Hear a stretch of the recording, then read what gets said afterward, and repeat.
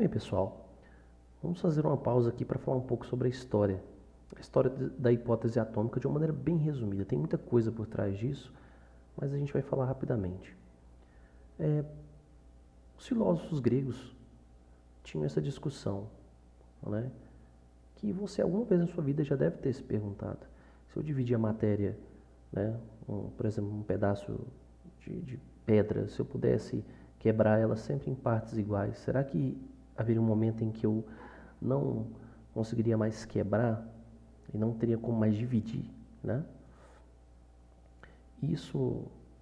Essa ideia veio aí de Demócrito, que veio a ser na verdade, um sucessor aí de Leucipo, que foi outro filósofo grego. E aí, por isso, né, de não encontrar mais essa partícula que pudesse ser divisível, ou seja, indivisível, que em grego significa átomo, ou seja, aquilo que é indivisível. Bem, com o desenvolvimento aí e o trabalho de vários químicos, né, como Lavoisier, né, Proust e Dalton, com as suas leis ponderais, que vocês provavelmente já estudaram ou irão estudar na parte da química, vamos fazer um parêntese especial para a lei de Dalton, né, ou lei das proporções múltiplas, né, para não confundir, porque existe a lei de Dalton das pressões parciais, é outra coisa, não confundam. Né? Vamos focar nessa frase que está escrita nessa última aqui. Ó. Então, quando elementos distintos formam um composto, se a massa de um deles permanecer fixa, a do outro variar em uma relação de números pequenos e inteiros. Esta última parte, em números pequenos e inteiros, dá a ideia que tudo que é formado a partir de uma coisa indivisível. Né? Ou seja, a ideia de um alicerce fundamental para a construção da matéria. E isso seria a hipótese do átomo. Se nós prestarmos bem atenção nessa frase dessa lei, então toda a matéria é constituída por algo que é fundamental, algo que seria indivisível, algo que seria a unidade de construção de toda a matéria. Por volta aí dos anos de 1804 até 1807, né, então o Dalton desenvolveu também o seu modelo atômico, né, que é o famoso modelo bola de bilhar, que vocês também estudarão na química, né, constituindo-se num modelo então de átomo indivisível. Tá? Então o átomo, esse modelo que está aparecendo na tela para vocês, já é um modelo planetário que se deve a Bohr, que foi um pouco mais tarde, é uma evolução desse modelo de Dalton. Tá? Então tudo isso aqui historicamente nos leva a entender a formação dessa teoria atômica, né? Então, nós passamos então de uma hipótese para quase já uma teoria atômica. É claro, tem muito chão pela frente. Muitos trabalhos de vários cientistas ajudaram a chegar nessa estrutura que nós esquecemos como o átomo, e hoje sabemos que, na verdade, ela é sim divisível. Né? Nós sabemos que, na verdade, o núcleo, que é formado por prótons e nêutrons, e esses prótons e nêutrons não são partículas fundamentais. Elas, por sua vez, são formadas por partículas mais fundamentais, que são os quarks. Mas isso é um assunto aí da física de partículas que não cabe a nós discutir aqui. A nossa preocupação agora é saber como contar esses átomos. Bem, o nosso papel agora é tentar ver como nós contamos a quantidade de matéria. Vocês devem imaginar que a quantidade de matéria de um corpo deve ser uma coisa enorme, que não dá para você contar 1, 2, 3, você passaria a eternidade tentando e ainda assim não conseguiria. Então, vamos definir essas grandezas. Para contar o número de componentes que constituem a matéria, eu vou utilizar este Nzinho, que é o número de mols. entenda esse número de mols como sendo, ou às vezes também aparece como número de moles, tá? Como sendo como se fosse, pense na dúzia. A dúzia tem 12. Então, uma dúzia de ovos, né, tem 12 ovos. A ideia é mais ou menos essa. Este M que aparece aqui, ele é a massa da nossa amostra, certo? Então você pega, por exemplo, um pedaço, né, de urânio. Né? Você pega lá 20 gramas de urânio, né, um elemento químico, certo? Quantos átomos vai ter nesses 20 gramas, certo? Essa seria a pergunta que você teria que responder. Então isso aqui, então, é a massa da amostra de interesse. E aqui nós temos este M maiúsculo representando o que nós chamamos de massa molar. Massa molar. Vai ficar mais claro daqui para frente o que viria a ser essa massa molar. As unidades que nós temos, né, para a massa da amostra, geralmente nós utilizamos o grama. E a massa molar é dada em gramas por mol. A grande pergunta agora é saber o que é este mol, né? Vamos tentar dar uma ideia do que é esta grandeza, o que é esta quantidade. Vamos lá então, pessoal. Vamos entender bem o que significa este mol, né? E o que é também a unidade de massa atômica. Nós temos como padrão, por razões que eu não vou discutir aqui agora, o carbono 12, ou seja, o isótopo do carbono. Ele tem em seu núcleo 6 prótons e 6 nêutrons, certo?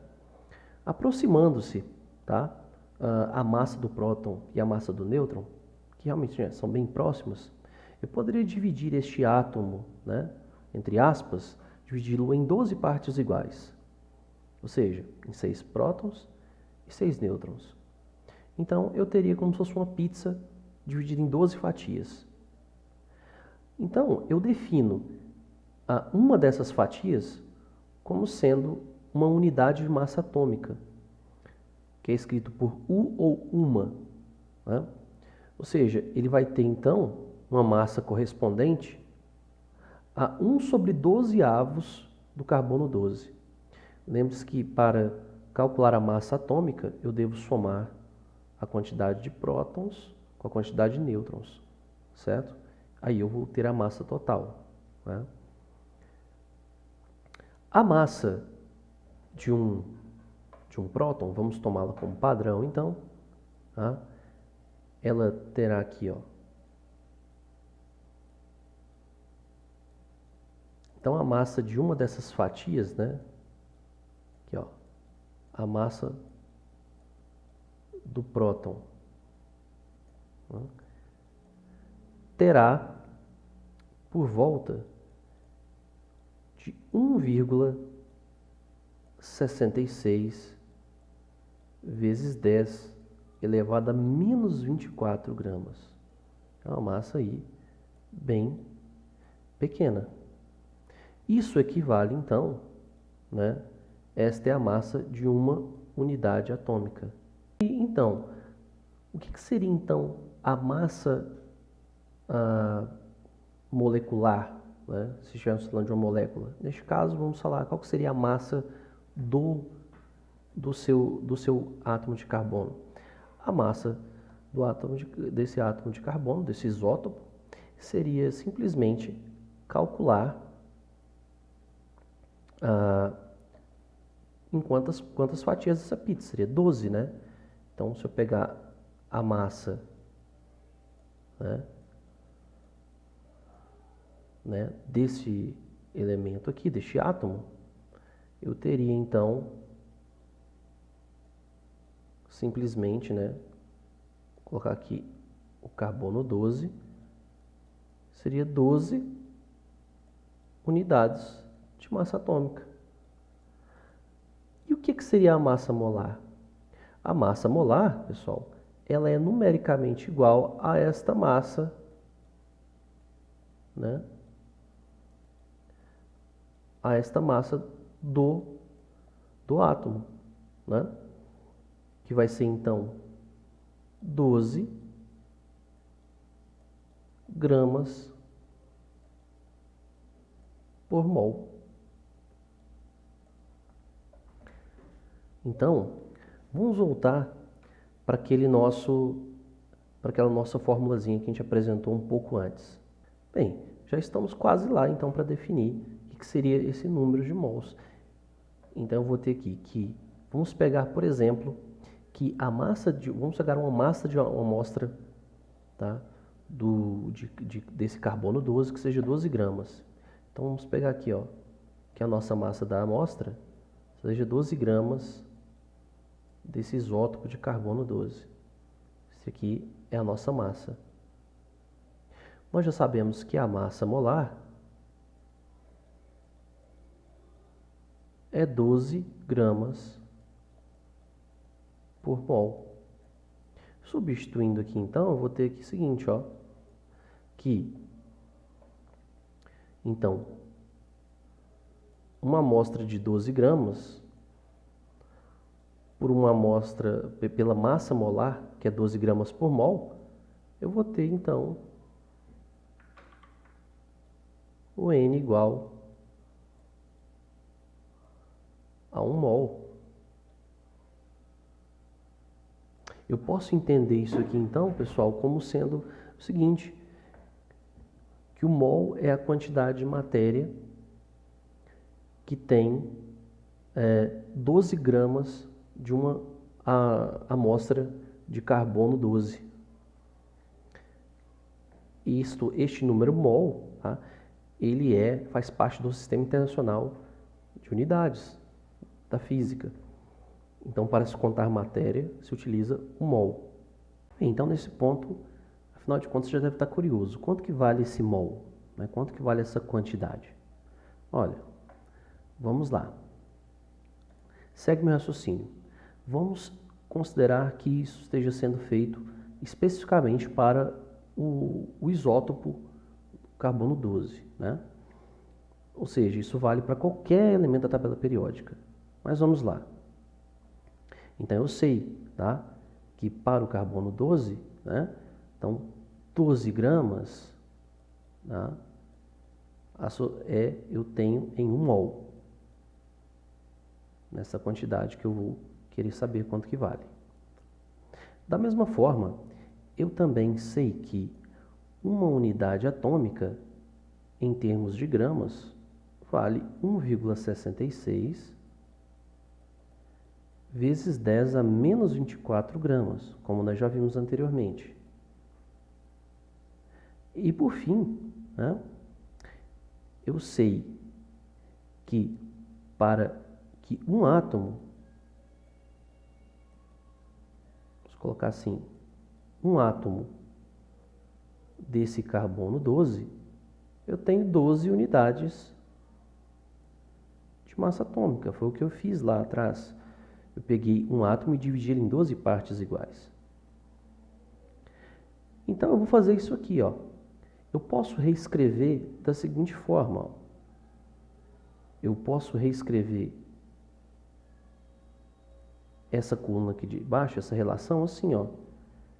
Eu sei que esta relação, uma unidade para 1,66 vezes 10 a 24, a menos 24,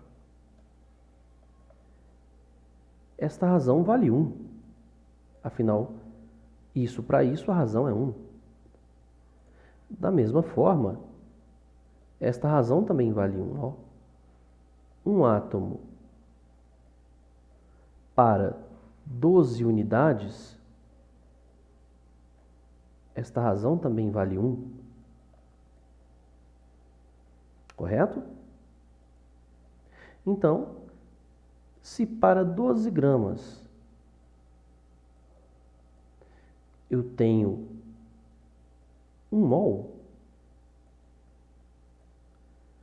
isso será equivalente, eu poderia muito bem multiplicar esta equação por 1, que não ia fazer diferença alguma, né?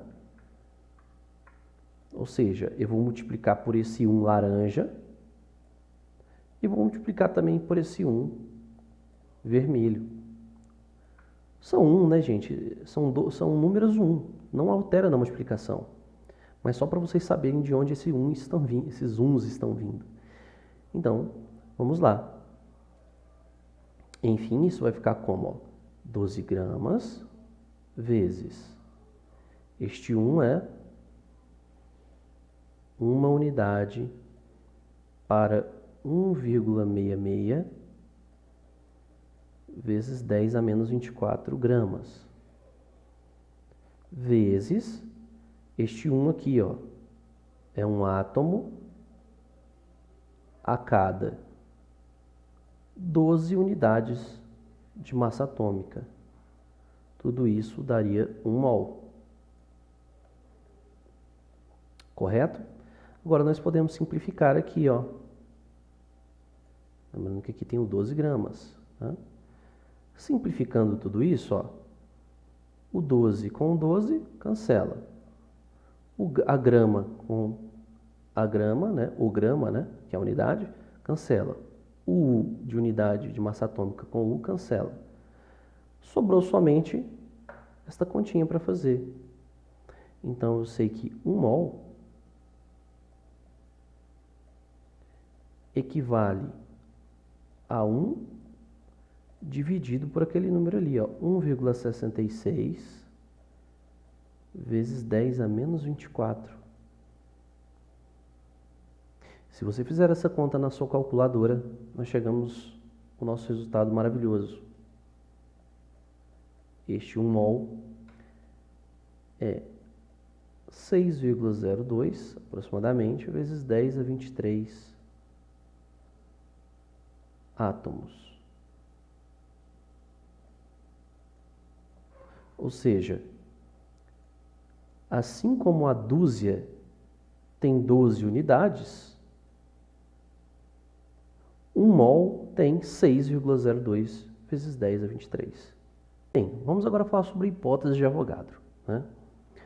O físico, né, italiano chamado Amedeo Avogadro, ele tinha a seguinte hipótese sobre os volumes dos gases. Né? Ele falava então que se você tivesse, né, o mesmo volume de qualquer gás, né, nas mesmas condições físicas de pressão e temperatura, este volume conteria sempre o mesmo número de partículas. Aqui embaixo eu tenho alguns exemplos, como por exemplo o gás carbônico, o gás oxigênio, o metano, ou seja, não importa se todos esses gases, né, estiverem sob a mesma pressão e temperatura, o volume desses gases sempre vai conter, né, se eles tiverem o mesmo volume, a mesma quantidade de partículas. É importante notar que caso eu for considerar a massa, as massas moleculares aqui são diferentes, porém a quantidade de partículas é a mesma. Né? Uma vez que para calcular as massas molares eu teria que somar aí, basta somar as unidades de massa atômica de todos os componentes. Bem, nós vimos também, né, aqui nós calculamos o número de Avogadro, né, ou seja, 1 mol significa 6,02 vezes 10 a 23 componentes de um sistema, certo?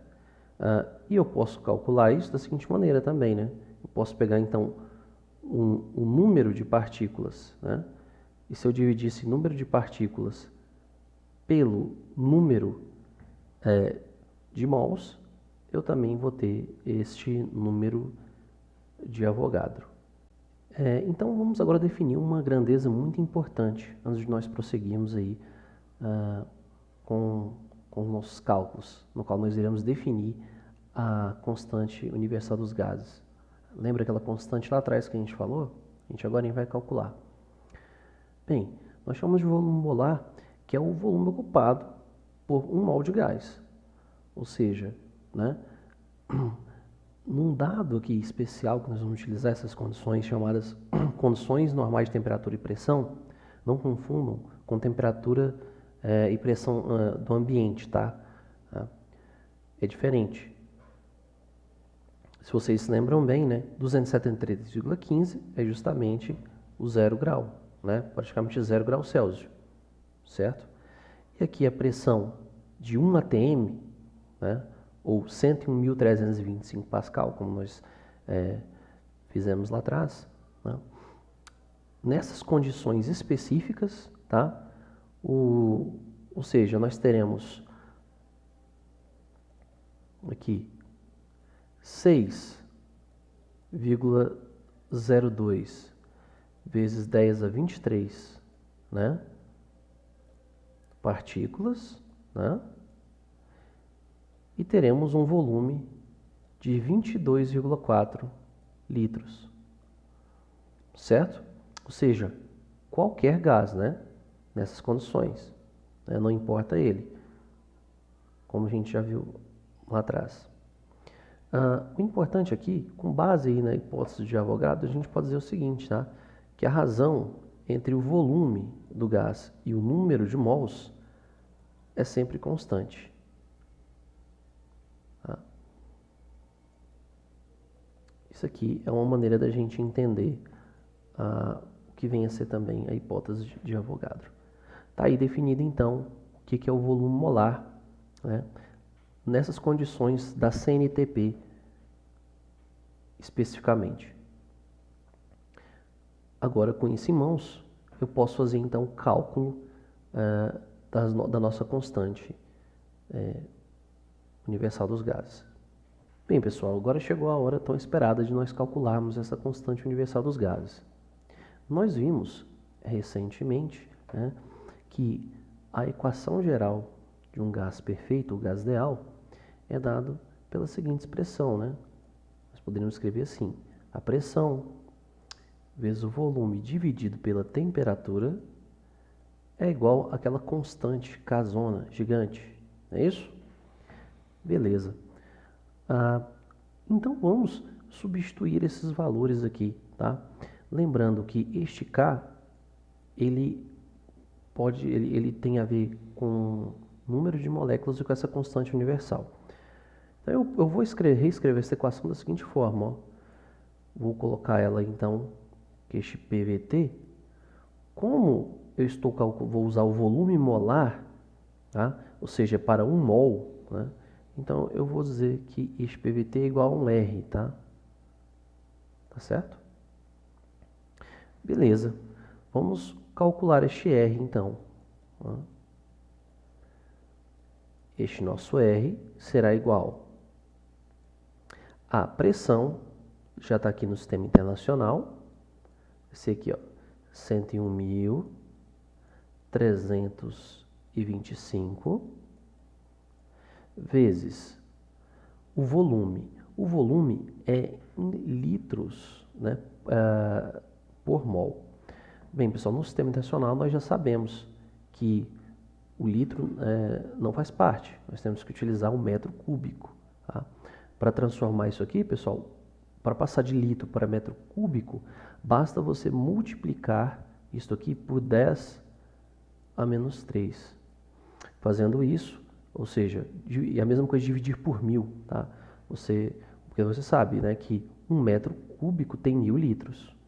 Então você faz o caminho contrário. Em vez de multiplicar por 1000, você divide por 1000.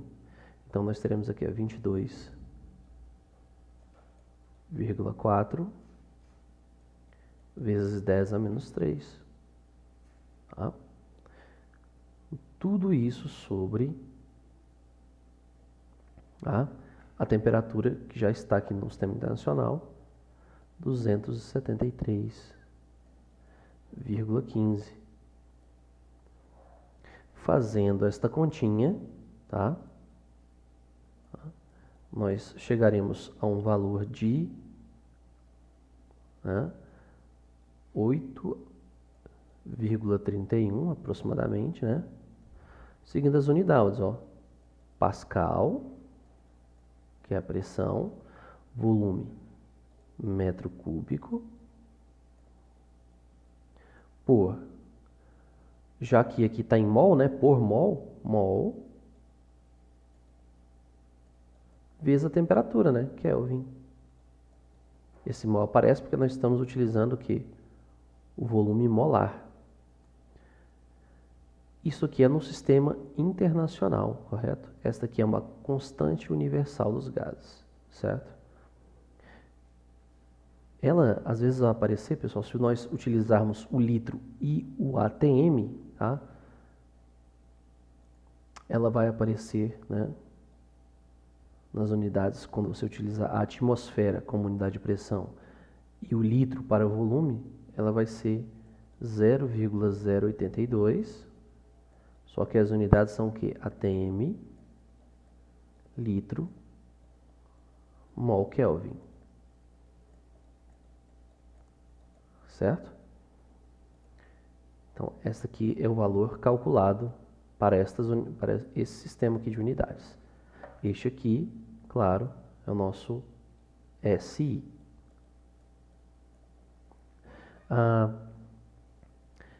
Bem, eu fiz esses cálculos, né, para uma quantidade de 1 mol. Se eu quiser calcular isto aqui agora para uma quantidade N de mols, né, nós vimos que o volume pela quantidade de mols era uma constante, né? Então, isto aqui ficará da seguinte forma. Você lembra que eu falei que essa constante tem a ver com o número de mols também, número de quantidade de matéria? Então, eu posso escrever isso da seguinte forma aqui, ó. PV sobre T igual a, para 1 mol, é só R. Para N mols, isso fica multiplicado por N, R. Tá? Eu posso escrever esta equação assim agora, ó. PV igual a N RT. Esta equação, pessoal, é uma equação muito especial. E ela é uma equação aí geral dos gases ideais, chamada de equação de Clapeyron, né? Equação de Clapeyron. Esta, então, é a equação de estado geral para os gases ideais. Muito obrigado, pessoal.